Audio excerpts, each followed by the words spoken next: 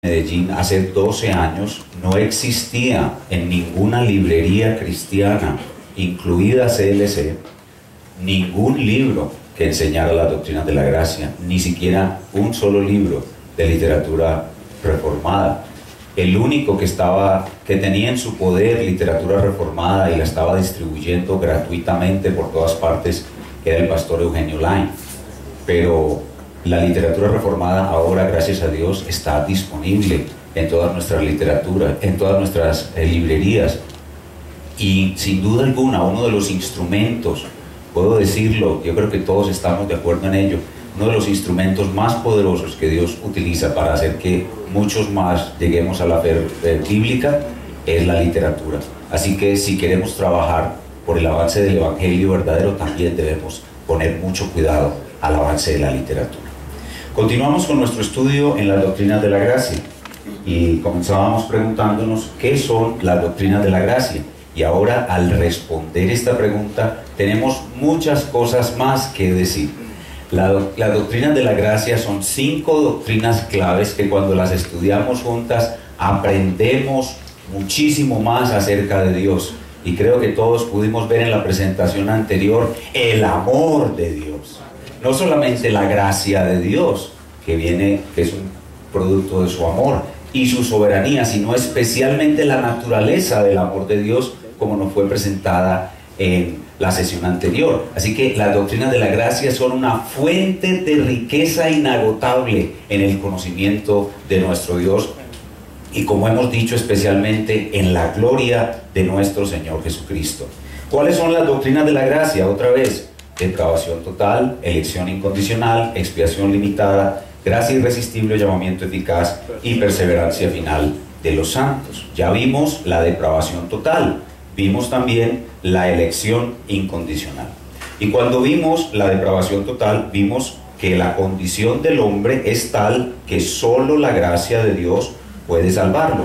Y en la sesión anterior vimos dónde comienza a actuar o cuándo comienza a actuar, si es que eso se puede decir, la gracia de Dios para salvar al pecador, desde antes de la fundación del mundo.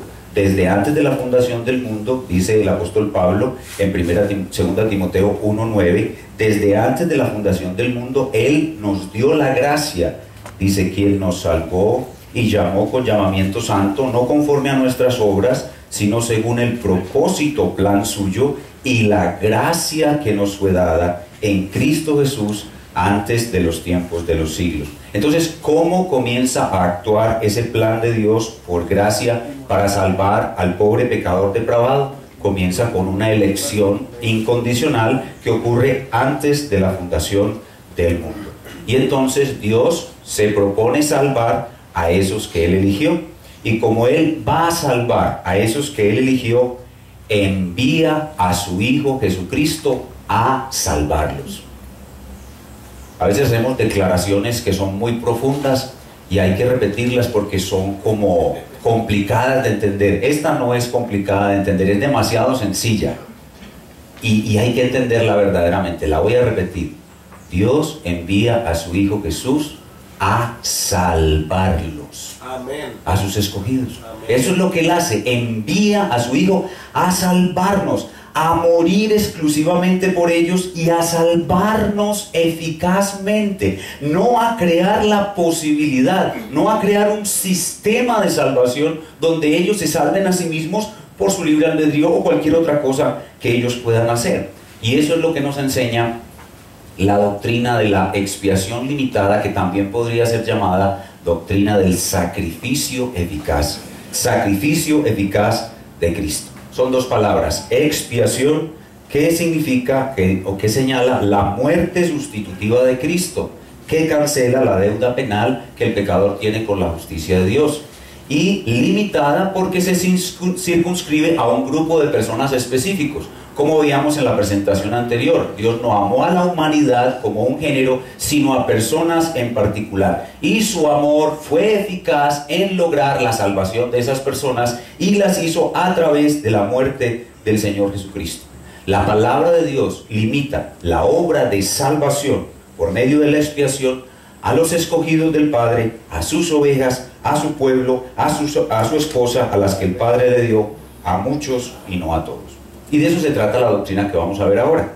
Y para exponer la doctrina de la expiación limitada o sacrificio eficaz, de nuevo, hay muchos pasajes en la Escritura, no tantos como la doctrina de la depravación total humana, pero sí hay suficientes para que la doctrina quede clara.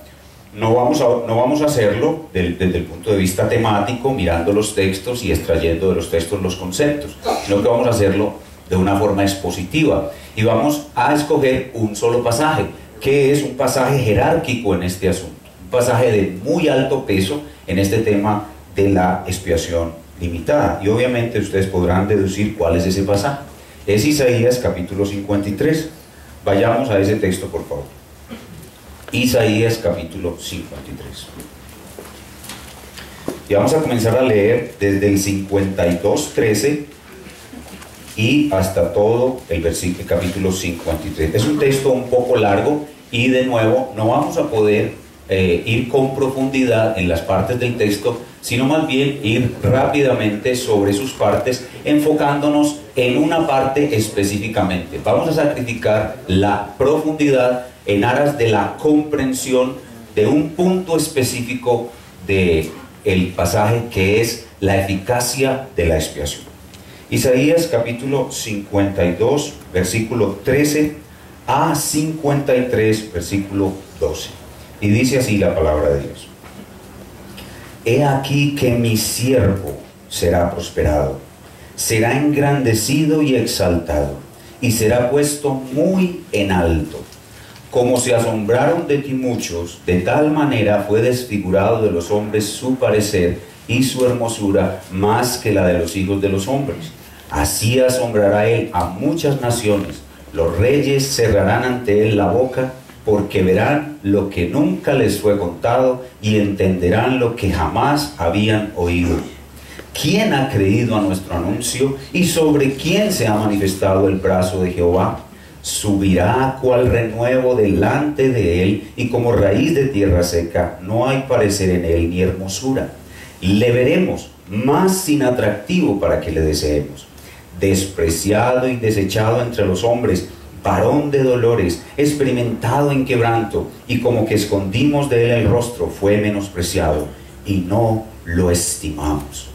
Ciertamente llevó él nuestras enfermedades y sufrió nuestros dolores, y nosotros le tuvimos por azotado, por herido de Dios y abatido. Mas él herido fue por nuestras rebeliones, molido por nuestros pecados. El castigo de nuestra paz fue sobre él, y por su llaga fuimos nosotros curados.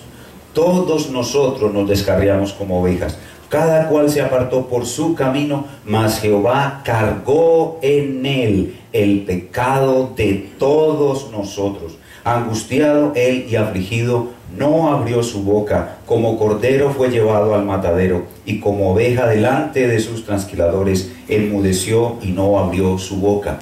Por cárcel y por juicio fue quitado. Y su generación, ¿quién la contará? Porque fue cortado de la tierra de los vivientes, y por la rebelión de mi pueblo fue herido. Y se dispuso con los impíos su sepultura, mas con los ricos fue en su muerte. Aunque nunca hizo maldad, ni hubo engaño en su boca, con todo eso Jehová quiso quebrantarlo, sujetándole a padecimiento. Cuando haya puesto su vida en expiación por el pecado, verá linaje, vivirá por largos días, y la voluntad de Jehová será en su mano prosperada. Verá el fruto de la aflicción de su alma y quedará satisfecho. Por su conocimiento justificará mi siervo justo a muchos, llevará las iniquidades de ellos. Por tanto, yo le daré parte con los grandes, y con los fuertes repartirá despojos, por cuanto derramó su vida hasta la muerte, y fue contado por los pecadores, habiendo él llevado el pecado de muchos y orado por los transgresores. Aquí tenemos más o menos unos 700 años antes del Señor Jesucristo, una gran revelación sobre la obra de salvación. Y ella está centrada en un acto principal que se ve en el texto cuando uno lo lee, que es el acto de la expiación. El acto de la expiación.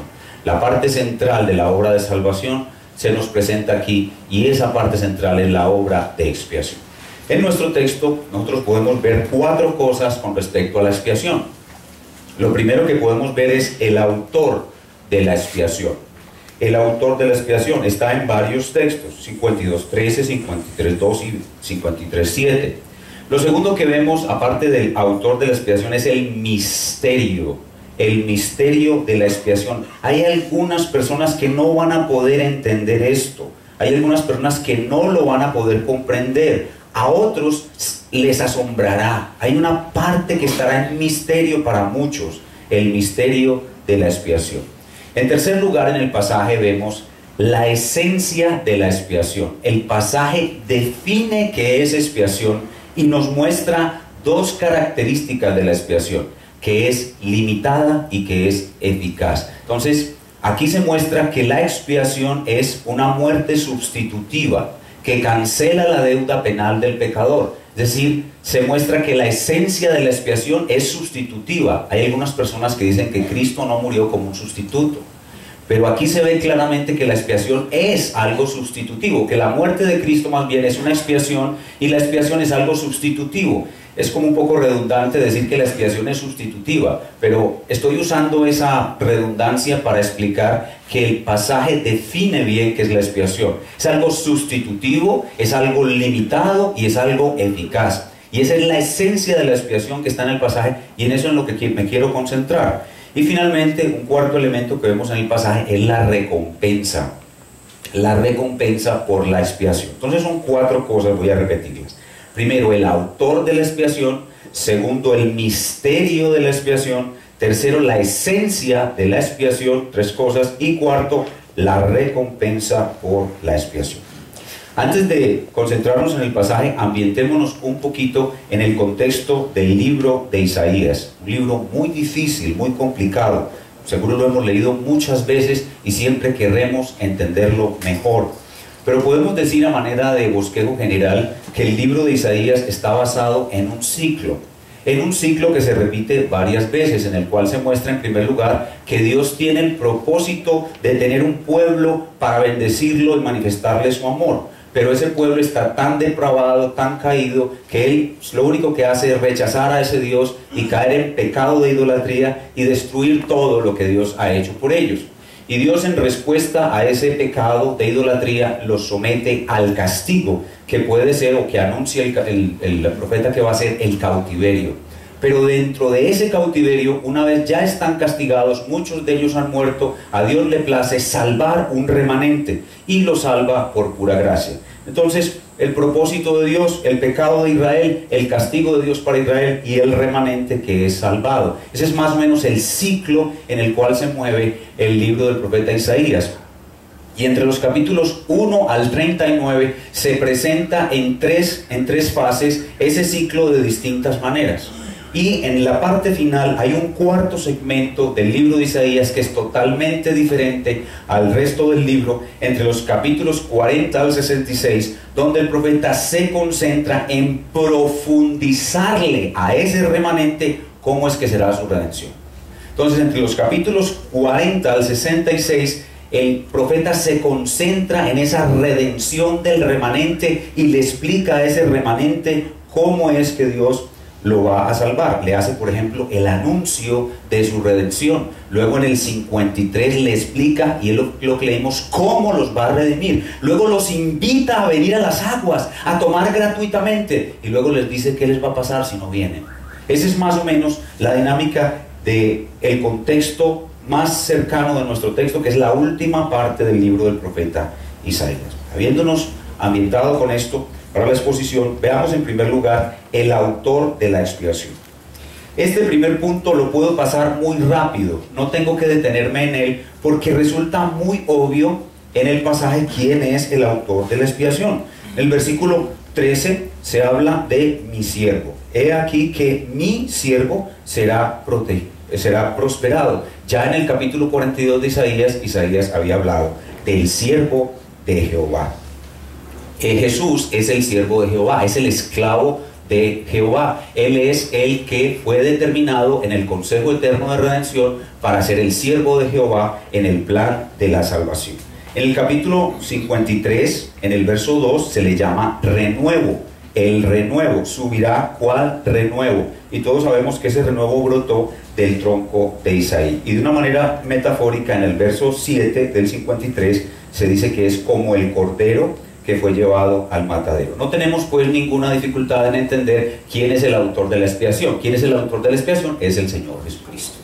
En segundo lugar, y tampoco me voy a detener mucho aquí, vemos en el pasaje el misterio de la expiación. El misterio de la expiación. Y este misterio consiste en que Cristo, el gran autor de la expiación, estará en un estado de humillación. Él estará desfigurado de tal manera, sin hermosura, sin atractivo, como raíz de tierra seca, despreciable y sin estima, y su obra de expiación no será conocida por la mayoría. La obra de expiación, que la obra más grande que se ha realizado en la historia de la humanidad, permanece oculta para la mayoría. Tiene que haber una obra especial de la gracia de Dios sobre la persona para que la persona acceda al misterio, bueno, acceda a la obra de la expiación, que permanece siendo oculta como un misterio para la mayoría. Esa es la pregunta que parece, esa es la enseñanza que el profeta parece hacer en el verso 1 del capítulo 53. ¿Qué dice el verso 1 en el capítulo 53? ¿Quién ha creído a nuestro anuncio? Según lo que dice ahí el profeta, hay unas personas que han creído y están anunciando la obra de la expiación, pero hay otros que no han creído. Es así. Y luego dice, ¿de qué manera los que han creído y por qué los que no han creído no pueden creer? Dice, ¿y sobre quién se ha manifestado el brazo de Jehová? Entonces, a menos que el brazo de Jehová se manifieste sobre un hombre natural, la expiación, la obra de salvación, permanecerá oculta a esas personas. Y por eso hablamos del misterio de la expiación. Algo maravilloso, algo fantástico. Ahora no debemos concentrarnos en eso, porque el propósito es mostrarles a ustedes que la expiación es limitada y es eficaz. Y ese es nuestro tercer punto, el punto más importante del pasaje, el punto número 3, que este pasaje nos muestra la esencia de la expiación. La esencia. ¿Qué es la expiación en sí? Y nos muestra, como decía hace un momento, 3 cosas. Uno, que el acto de la muerte de Cristo en la cruz, que llamamos expiación, es un acto sustitutivo. Aunque lo digo a manera de redundancia, la expiación es sustitutiva. Lo estoy haciendo para tratar de mostrar que el pasaje nos da una definición clara de qué fue la obra de Cristo. Una obra sustitutiva. Entonces, lo primero que vemos acerca de la esencia de la expiación es que ella es sustitutiva. Lo segundo que vemos es que ella es limitada. Y lo tercero que vemos es que ella es eficaz. Comencemos viendo por qué podemos decir con claridad que el texto muestra que el acto de Cristo es una muerte sustitutiva, porque el texto dice claramente que Él no está pagando por lo suyo, sino por lo de otros. Él no está pagando por lo suyo, sino por lo de otros. Miren el verso 6. Todos nosotros nos descarriamos como ovejas, cada cual se apartó por su camino, mas Jehová cargó en él el pecado de todos nosotros. ¿Tenía él algo por qué pagar? No, el versículo 11 dice que él es mi siervo justo. Mi siervo justo. Entonces, la expiación en esencia es algo sustitutivo. El verso 10 dice, Cristo puso su vida en expiación por el pecado. Dice, con todo eso, siendo justo, Jehová quiso quebrantarlo, sujetándolo a padecimiento, cuando haya puesto su vida en expiación, sustitución por el pecado. Ahí vemos claramente que el acto de la muerte de Cristo es un acto sustitutivo. La expiación es algo que es una sustitución. Y esa sustitución tiene unos resultados con relación a la justicia de Dios.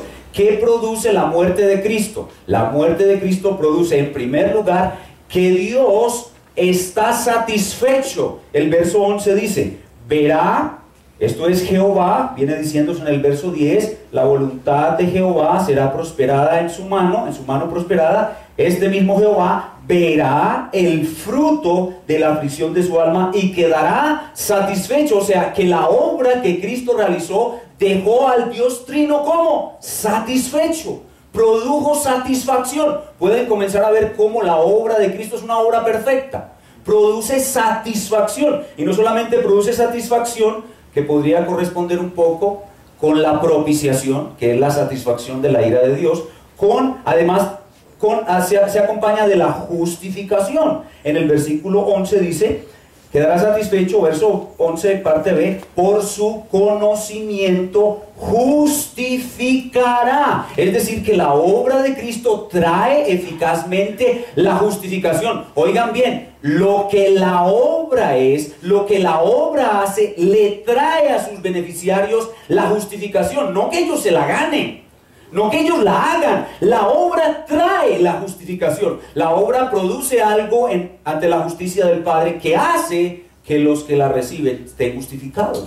Entonces es una muerte totalmente sustitutiva, y ahí es donde nosotros podemos definir claramente la expiación y meternos en su esencia. El pasaje nos muestra claramente que la expiación es la muerte sustitutiva de Cristo, que cancela la deuda penal, oigan bien, que algunos pecadores tienen con la justicia de Dios.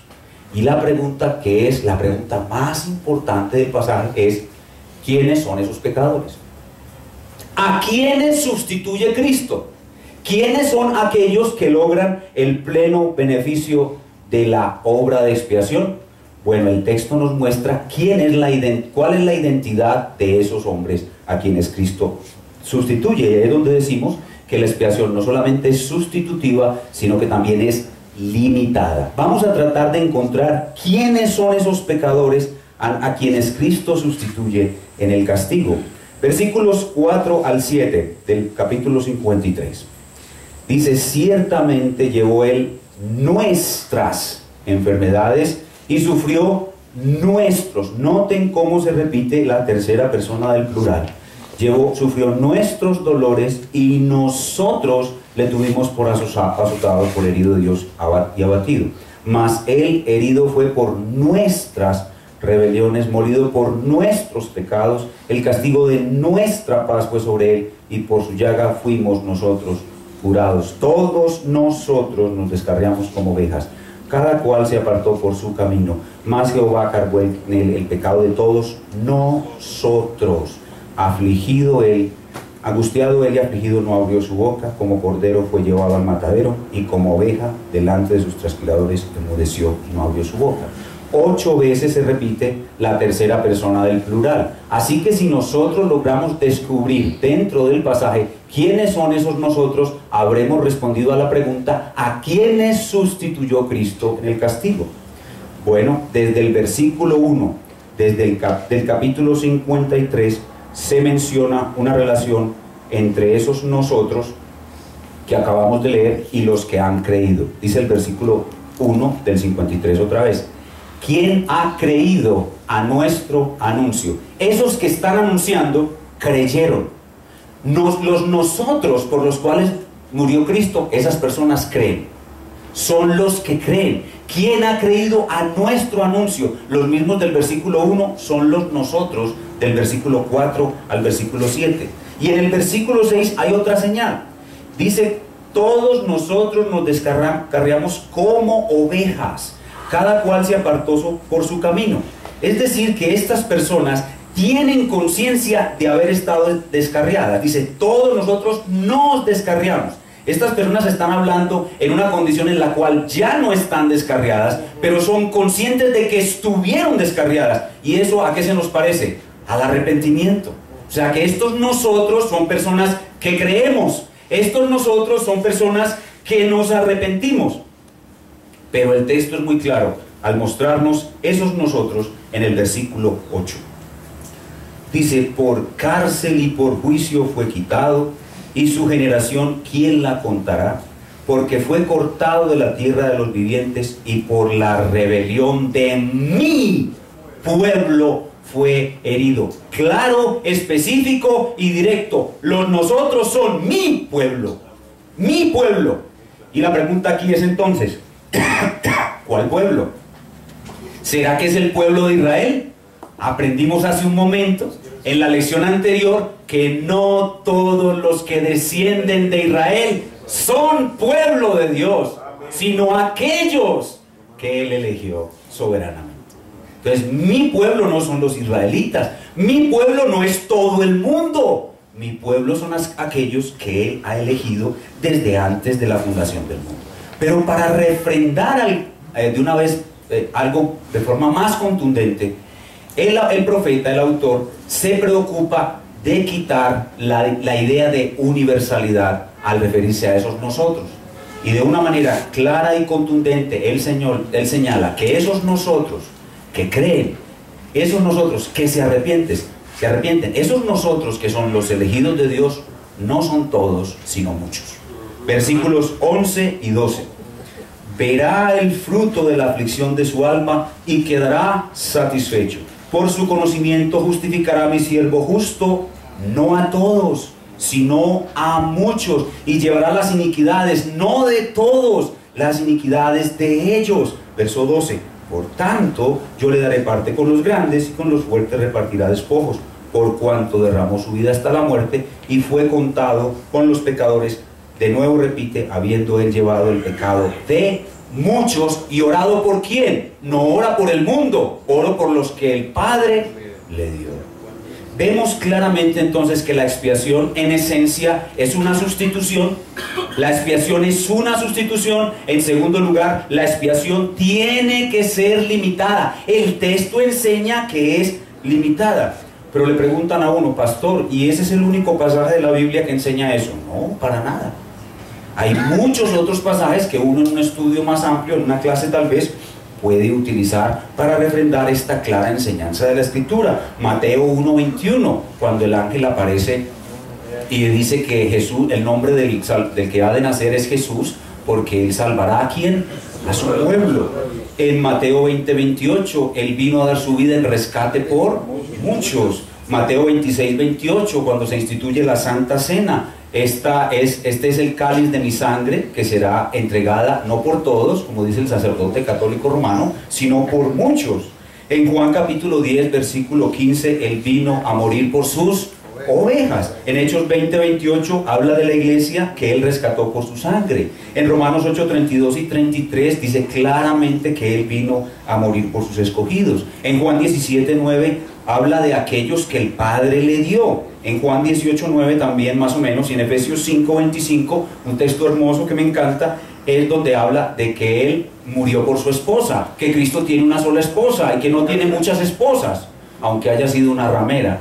Esa es la esposa del Señor Jesús, y él vino a morir por ella, vino a morir por esa ramera, su esposa, no toda la humanidad. Entonces vemos claramente que la sustitución, la expiación es sustitutiva, pero esa sustitución no es universal, es limitada, está restringida a ciertas personas. Pero en tercer lugar, y esto es lo más importante y lo que más emociona mi alma o estimula mi alma, es que la expiación es eficaz. Lo tercero que muestra el texto es que la expiación es eficaz. Y el pasaje nos dice claramente que esta obra, que este acto de expiación produce, verso 8, una generación incontable. Dice, por cárcel y por juicio fue quitado. Y su generación, ¿quién la contará? Es decir, que esa obra de expiación produce unos hijos, tiene un resultado, tiene un fruto. Es algo que no es estéril, algo que de por sí lleva fruto. La expiación es eficaz porque es un sacrificio que produce una cantidad enorme de verdaderos hijos de Dios. Por eso se llama generación, produce hijos, genera, oigan bien. De nuevo, esto no es algo complicado teológicamente. Hay que repetirlo. La muerte de Cristo genera hijos de Dios. Eso es. La muerte de Cristo genera hijos de Dios, no produce la posibilidad de que el hombre se haga hijo de Dios. La muerte de Cristo genera hijos de Dios. Es una generación, es un linaje. Verso 10. Otra vez, con todo eso Jehová quiso quebrantarlo, suscitándolo a padecimiento cuando haya puesto su vida en expiación por el pecado. Y noten cómo repite: verá linaje. Verá linaje. La expiación produce un linaje. No son hijos físicos, son hijos de Dios. El verso 11: verá el fruto. La expiación produce fruto. Toda esa aflicción de su alma verá fruto, producirá fruto. El Padre Jehová, Yahweh, verá el fruto de la aflicción del alma de su hijo. Él no dejará que su hijo sufra en vano. Amén. Lo que él sufrió producirá hijos de Dios, y el Padre verá el fruto. Hermano, lo está viendo en este instante en ustedes y en mí. Nosotros somos ese fruto de esa aflicción. Esa aflicción no es algo estéril, produce fruto. Y la manera como el texto refrenda aún más que esta expiación es eficaz es en el cuarto punto.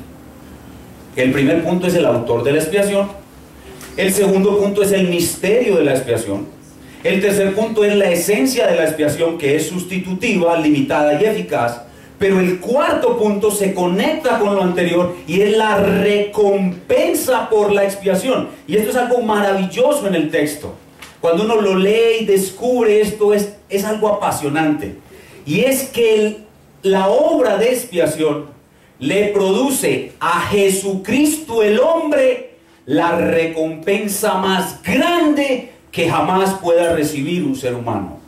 Dios lo recompensa por una obra perfecta. Por eso la expiación tiene que ser perfecta, eficaz. La expiación no puede ser mancillada con palabras o con pensamientos, hermanos. La expiación es lo más perfecto de lo perfecto. Por eso Cristo fue recompensado en un grado indecible. Y esto está en el texto. Y para mí la maravilla es que está, oigan bien, al principio del texto y al final del texto. El texto comienza con la recompensa y termina con la recompensa. Mire, verá, 52:13.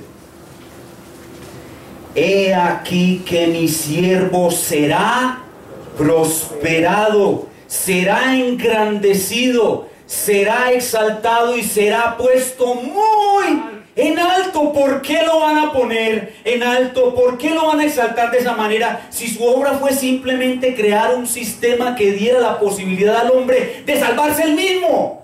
No habría por qué recompensarlo, porque ese es un sistema de salvación menor, de menor calidad. Pero él fue engrandecido, exaltado, puesto muy en alto. Por eso es que a Jesús el hombre se le dio un nombre que es sobre todo nombre. Amén. Y por eso dice el texto que con los fuertes, verso 12 del capítulo 53. Por eso dice: por lo tanto, yo le daré parte con los grandes. Él es el grande de los grandes por lo que hizo. Porque su obra es eficaz, su obra es intachable, invencible. Nadie puede objetar que su obra sea eficaz.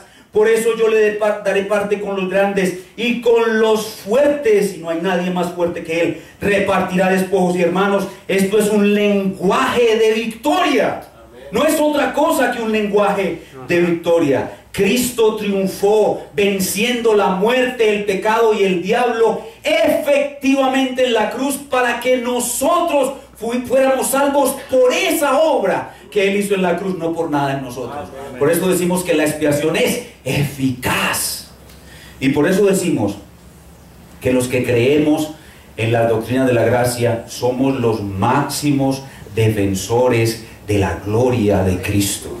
Porque cuando usted no cree que la expiación fue eficaz, oiga bien, cuando usted no cree que la expiación fue eficaz, usted está disminuyendo la gloria de Cristo, una gloria que es indecible, una gloria que el Dios Todopoderoso le dio como recompensa por lo que Él hizo.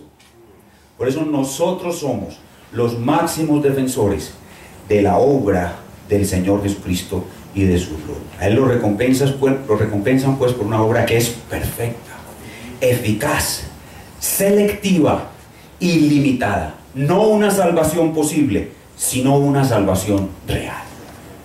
Y hermanos, quienes argumentan que Cristo murió por todos los hombres para darles a todos la misma posibilidad de salvarse a ellos mismos, es decir, que enseñan una expiación potencial y no eficaz, están predicando una obra de menor calidad por la cual Cristo no debería ser realmente recompensado, pues permite que muchos se pierdan o permite que los que logren salvarse compartan la gloria de la salvación con él.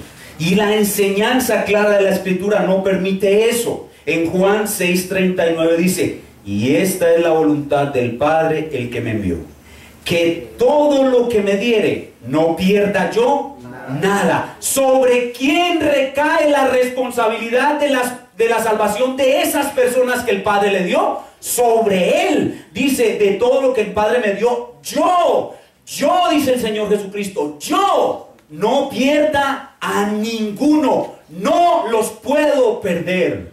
Su obra es absolutamente eficaz. Hermanos, concibiendo a Jesús de esta manera, solo así podemos decir que Él es un poderoso Salvador. Amén. Solo así. Y solo así podemos cantar el himno que dice: un gran Salvador es Jesús en el Señor. Si uno no canta esos himnos con un corazón convencido de la expiación eficaz, uno no puede decir que Cristo es un gran Salvador.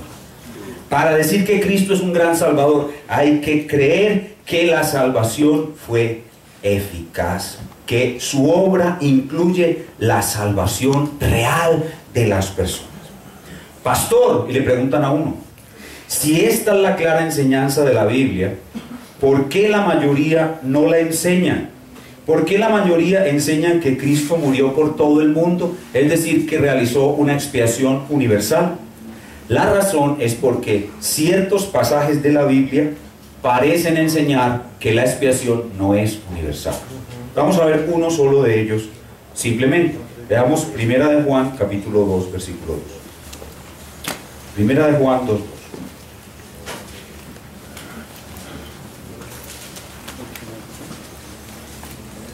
Primera de Juan 2. Algunos pasajes parecen enseñar que la salvación es universal, como este pasaje. Primera de Juan 2:2. Dice: y Él, hablando de Cristo, es la propiciación, o sea, la satisfacción de la ira de Dios por nuestros pecados. Y no solamente por los nuestros, sino también por los de todo el mundo. Hermanos, las personas que estudian la Escritura y se encuentran algunos versículos como este, que presentan algo de la obra de expiación de Cristo relacionados con la palabra mundo y con la palabra todos, tienden a asumir que la obra de Cristo fue una expiación universal. Pero nosotros debemos entender que la correcta interpretación de la palabra mundo y la palabra todos, a la luz del resto de la enseñanza de la Escritura, nos deja ver claramente que la palabra mundo y la palabra todos pueden tener un significado restringido, y que el resto de la enseñanza de la Escritura, como el pasaje que acabamos de ver y muchos otros, nos obliga a darle a la palabra todos y a la palabra mundo ese significado restringido, y de esa manera se acaba la dificultad. Pero esto ha sido debate de muchos siglos y continuará siendo debate, porque los hombres no aceptan fácilmente que Cristo es un glorioso Salvador. Ellos quieren un poco de su gloria. Veamos en Primera de Juan, que es el mismo pasaje, el mismo autor, en el capítulo 5, tan solamente un ejemplo en el cual estamos obligados a restringir el significado de la palabra mundo. Primera de Juan 5:19. Tan solo doy este ejemplo porque aquí no nos vamos a alargar en discusiones teológicas, como decía el pastor Sugel. Simplemente voy a dar un ejemplo que sirve como base para la defensa de esta doctrina ante las argumentaciones de los que nos dicen que la expiación es universal, porque en algunos pasajes se menciona la palabra mundo. Primera de Juan 5:19 dice: sabemos que somos de Dios y el mundo entero está bajo el maligno. Entonces la pregunta que surge ahí cuando leemos este pasaje es: ¿incluso los que dice ahí que somos de Dios estamos bajo el maligno? No, el versículo anterior claramente lo dice, versículo 18. Sabemos que todo aquel que ha nacido de Dios no practica el pecado, pues aquel que fue engendrado por Dios le guarda y el maligno no le toca. Aunque el mundo entero, esa expresión mundo entero, parecería abarcar a todo el mundo, a todos y cada uno de los seres humanos, el contexto nos hace ver claramente que no pueden ser todos y cada uno de los seres humanos, porque los que hemos nacido de Dios, el maligno no nos toca. Ven, la palabra mundo en el contexto de estos pasajes puede ser explicado a la luz del resto de la Biblia y la teología en un sentido restringido, y eso evita la dificultad que tienen la mayoría de no aceptar la doctrina de la expiación limitada. A manera de ilustración, ¿cómo podemos entender mejor, a manera de ilustración, la enseñanza teológica que acabamos de observar? La mejor ilustración que he conseguido hasta ahora es resaltar que la expiación es un rescate. La expiación es un rescate, como dice Mateo capítulo 20, versículo 28. El Hijo del Hombre no vino para ser servido, sino para servir y dar su vida en rescate por muchos. La expiación es un rescate, un rescate. Y nosotros aquí en Colombia tenemos una ilustración excelente de lo que es un rescate. Ustedes saben que las guerrillas de nuestro país secuestran a nuestros ciudadanos. Y resulta que nosotros hemos aprendido a reconocer dos clases de rescates a partir de los hechos delictivos de la guerrilla. Conocemos dos clases de rescates. El primer rescate es cuando el ejército penetra una zona y mientras los militares hostigan a los guerrilleros, los que vigilan al secuestrado se descuidan y el guerrillero se vuela y se va por toda la selva y pasa penurias horribles en un río, con las fieras, en hambre, todo, y al final llega por allá a un poblado y lo rescatan.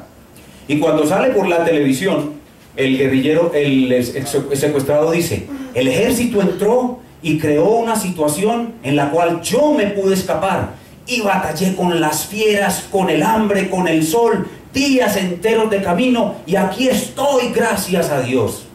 Ese hombre recibió un rescate. ¿Pero qué tipo de rescate? Un rescate en el cual el ejército le abrió el camino y él dice: bueno, doy gracias al ejército de que me abrió el camino, pero yo batallé con las fieras, tuve hambre, estuve 20 días sin comer. Entonces al final la gloria del rescate la comparten el ejército que le abrió el camino y él que batalló con las fieras y estuvo todo el tiempo en la selva. Pero en Colombia sucedió otro tipo de rescate que todos conocemos, que es la famosa Operación Jaque. Cuando la Operación Jaque ocurrió, se realizó, ¿qué fue lo que produjo el rescate? El ejército de Colombia, sin que los rescatados pudieran hacer absolutamente nada, al contrario, estaban atados, no podían hacer nada por sí mismos, fueron sacados de su cautiverio y llevados por la acción del ejército colombiano a la perfecta libertad. Y por eso es que cuando los entrevistan no dicen: nosotros batallamos con la fiera, no dicen: ¡que viva el glorioso ejército de Colombia! ¿Por qué? Porque el ejército fue el que los rescató. Y hermanos, aquí hay algo muy profundo y muy misterioso que la gente no entiende. ¿Qué es un rescate? Hermanos, un rescate es un rescate. ¿Sí o no? Un rescate es un rescate. A mí me rescatan, yo no me rescato a mí mismo. Y eso es la expiación. La expiación es un rescate. Por eso es que cuando nosotros creemos en la doctrina de la expiación limitada, vemos a Cristo como nuestro glorioso Salvador, porque Él es el que nos rescató y la gloria es solamente para Él. ¿Qué es lo que hemos aprendido en la exposición de esta doctrina? Que la expiación es la acción principal de la obra de Cristo. Y oigan bien, es posible que nosotros nos equivoquemos en alguna doctrina. De hecho, seguro nos equivocamos en alguna doctrina y vamos a equivocarnos en alguna doctrina de la Biblia. Pero hermanos, dado que la expiación es la acción principal de la obra de Cristo, no debemos equivocarnos en nuestro conocimiento de la expiación. La expiación es la doctrina más importante de la Biblia y no podemos equivocarnos en ella. En segundo lugar, hemos aprendido que la expiación es sustitutiva, limitada y eficaz, no universal, no potencial, como enseñan nuestros hermanos arminianos. Y hemos aprendido que los pasajes que parecen enseñar una expiación universal y potencial son aclarados al entender que la palabra mundo y la palabra todos tienen un sentido restringido. Y finalmente, que solo creyendo en una expiación limitada y eficaz podemos alabar a Cristo diciendo que nos ha puesto el Señor en la casa de David un poderoso Salvador, que es Cristo el Señor. Amén. Solo así podemos decir que Él nos ha puesto en la casa de David a un poderoso Salvador, que es Cristo el Señor. Ese pasaje, que es Lucas 1:69, cobra un sentido tan maravilloso cuando uno entiende la doctrina de la expiación limitada. Simplemente es decir esto: Cristo es un poderoso Salvador. Eso es lo que hace la diferencia. ¿Y cuáles son las aplicaciones que vienen como consecuencia? Ya las hemos empezado a degustar desde la exposición de la depravación, de la elección. Lo que comenzamos a hacer cuando entendemos esto es que amamos más a Cristo. Lo amamos, nos admiramos de Él y realmente decimos con el apóstol que nada es digno de ser conocido sino Él. Amén. Nada es digno de ser conocido sino Él. Estas doctrinas abren en tu corazón un apetito por la persona y la obra de Cristo y te llevan a despreciarte a ti mismo, a despreciar el mundo, a despreciarlo todo, y te preparan para ser un hombre de alabanza y adoración. Amén. La segunda aplicación práctica es en el evangelismo. Dado que Cristo murió por estas personas y la salvación es eficaz, nosotros podemos ir a evangelizar con esperanza, porque ellos serán salvados. Amén. Ellos serán salvados. No importa quién de nosotros vaya, no importa si a veces usemos un método de evangelismo defectuoso, ellos serán salvados. Porque Cristo murió para salvarlos y Él es un poderoso Salvador que los salvó eficazmente. Y finalmente, debemos meditar mucho más en la doctrina bíblica de la expiación y mirar su alcance. Aquí no es del caso, pero debemos llevar la expiación no solamente a nuestra perfecta salvación, sino a la perfecta salvación del mundo creado.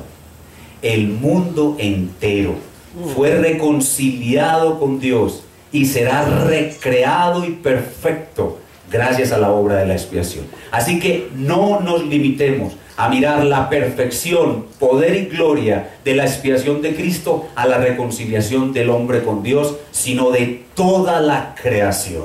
Toda la creación será reconciliada con Dios y hecha perfectamente nueva gracias a la obra de la expiación, que en ese sentido es totalmente eficaz. Cielo nuevo y tierra nueva vendrán, que no tendrán ninguna imperfección jamás. Hermanos, gracias a la obra de Cristo, cielo nuevo y tierra nueva vendrán por todos los siglos de los siglos. Cielo nuevo y tierra nueva que no tendrán ninguna imperfección jamás. Y todo eso fluye de la obra de Cristo.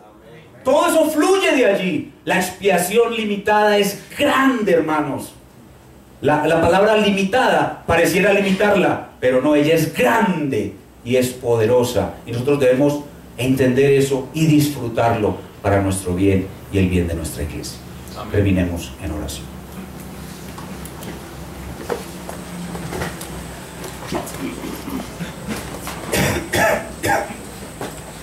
Señor, gracias por esta obra perfecta del Señor Jesucristo, la obra de expiación. Por ella estamos hoy aquí nosotros, leyendo tu palabra y entendiendo un poco más de ella, y suplicándote, oh Padre, que abras nuestros ojos para entenderla aún con mayor profundidad. Mucho más, Señor, mucho más, porque queremos conocer a Cristo, queremos ver a Cristo, queremos amarle mucho más, servirle mucho más, y debemos concentrarnos en ver esta obra perfecta que Él ha realizado, conocerla con más profundidad, creer la verdad acerca de ella, no equivocarnos en ella, saber que ella es realmente sustitutiva, es limitada y es eficaz, y sobre todo que es eficaz no se predica mucho, no se enseña mucho aún entre nosotros los reformados sobre la eficacia de la expiación. Yo te pido que nos ayudes a entenderla, a disfrutarla y a comunicarla muchísimo más para gloria del nombre de nuestro amado Salvador, el Señor Jesucristo, el bien de nuestras almas y el bien de tu santa iglesia. Y todo esto te lo pedimos en su nombre santo. Amén. Amén.